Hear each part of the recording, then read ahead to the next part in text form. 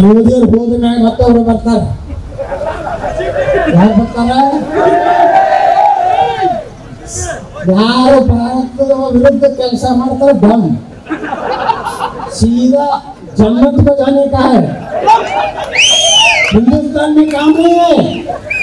ನಮ್ಮನೆ ಹೇಳಿದ ವಿಧಾನಸಭೆಯಲ್ಲಿ ಈ ದೇಶದ ಅನ್ನ ತಿಂತೀರಿ, ಈ ದೇಶದ ನೀರು ಕುಡಿತೀರಿ, ಈ ದೇಶದ ಗಾಳಿ ನೀವು ಸೇವನೆ ಮಾಡ್ತೀರಿ, ಪಾಕಿಸ್ತಾನ ಪರವಾಗಿ ಘೋಷಣೆ ಕೊಡ್ತೀರಿ. ನೀವು ತಾಯ್ಗಂಡ್ರು ಅಂತ ಹೇಳಿದೆ ಅವರಿಗೆ, ನಮ್ಮ ಹರಾಮಿಗಳು ಅಂತ ಹೇಳಿದೆ. ಕಾಂಗ್ರೆಸ್ನ ರಾಯರೆಡ್ಡಿ ಯತ್ನಾಳರು ಇಂಥ ಕೆಟ್ಟ ಶಬ್ದಗಳು ವಿಧಾನಸಭೆಯಲ್ಲಿ ಮಾತಾಡ್ತಾ ಇದ್ದಾರೆ ಅಂತ ಹೇಳಿದಾಗ ಅದೇ ಏನು ನಮ್ಮ ಯುಟಿ ಖಾದರ್ ಅದಲ್ಲ ಸ್ಪೀಕರ್ ಅವ್ರೇನಾದ್ರು ಗೊತ್ತೈತಲ್ಲ, ಸನ್ಮಾನ್ಯ ಯತ್ನಾಳ್ರೆ ತಮಗೆ ಸಂಪೂರ್ಣ ಅಧಿಕಾರ ಕೊಡ್ತೀನಿ, ಪಾಕಿಸ್ತಾನ ಪರವಾಗಿ ಇದ್ದವರು ಯಾವ ಶಬ್ದಗಳನ್ನು ಬೈತಾರೆ ಬೈರತ್ತ ನನ್ನ ಬಾಯಿಗೆ ಬಂದಿದ್ದೆಲ್ಲ ಬೈದ ಎಲ್ಲ ಅಧಿಕೃತ ಆಗಿಬಿಟ್ಟ ವಿಧಾನಸಭೆ.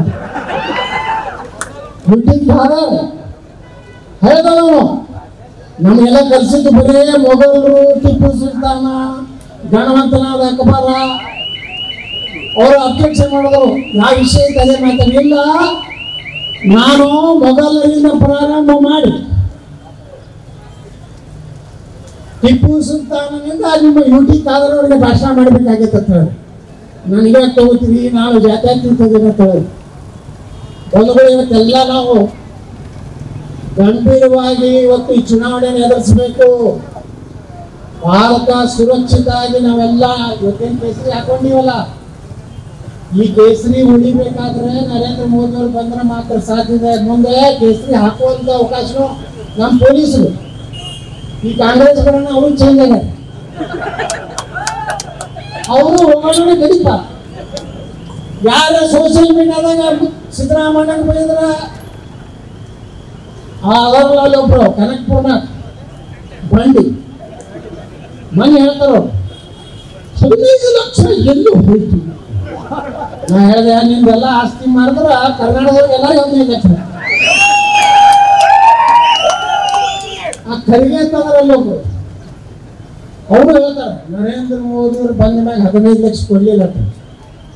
ಖರ್ಗೆ ಅವರ ನೀವು ಎಷ್ಟು ಆಸ್ತಿ ಐತಪ್ಪ ನಿಮ್ಮದು ಸೋಷಿಯಲ್ ಮೀಡಿಯಾದಾಗ ಬರ್ತಾ ಇತ್ತು, ನೀವೆಲ್ಲ ಆಸ್ತಿ ಮಾಡಿ ಕೊಟ್ಬಿಟ್ರಪ್ಪ ದಲಿತರಿಗೆ ಒಂದೊಂದು ಮನೆ ಕಟ್ಸಿ ಇಡೀ ದೇಶ ತುಂಬ ಮನೆ ಕಟ್ಬೋದು, ಅಷ್ಟು ಲೂಟಿ ದೇಶ ಮಾಡಿ. ಮೋದಿಯವ್ರು ಏನಾರು ಮಾಡ್ಯಾರಲ್ರಿ? ಬಂದರೆ ಭ್ರಷ್ಟಾಚಾರ ಹಾಗೇನ ಮೋದಿಯವ್ರು ಮಾಡಲಿದ್ದೇನೋ ಮತ್ತೆ ಇಂಥ ಪುಣ್ಯಾತ್ಮನ ಕಳ್ಕೊಂಡು ನಮ್ದು ಏನಾಗ್ತದೆ ಭಾರತ. ಅದಕ್ಕೆ ಬಂಧುಗಳೇ, ಯಾರ್ಯಾರು ಮನ್ಯಾಗ ಕೊಡ್ತೀರಿ, ಯಾರ್ಯಾರು ಇನ್ನ ಸಟ್ಕೊಂಡ್ರಿ ಎಲ್ಲ ಹೊರಗೆ ಬರ್ರಿ.